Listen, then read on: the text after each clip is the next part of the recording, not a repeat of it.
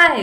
तो मेरे चैनल में वेलकम है। आज मेरा मेकअप करेगी चोनिका, मेकअप आर्टिस्ट।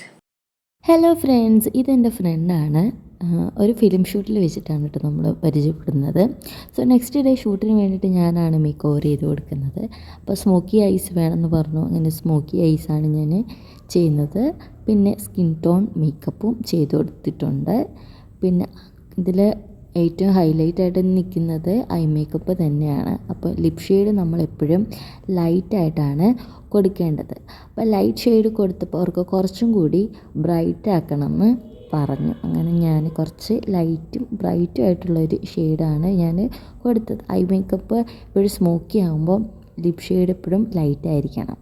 അങ്ങനെയാണ് അതിൻ്റെ ആ ഒരു തിയറി വരുന്നത്. നിങ്ങൾ എവിടെ ശ്രദ്ധിച്ചാലത് കാണാൻ പറ്റും. പിന്നെ ഹെയർ സ്റ്റൈൽ ഞാനങ്ങനെ വലുതായിട്ടൊന്നും ചെയ്യുന്നില്ല.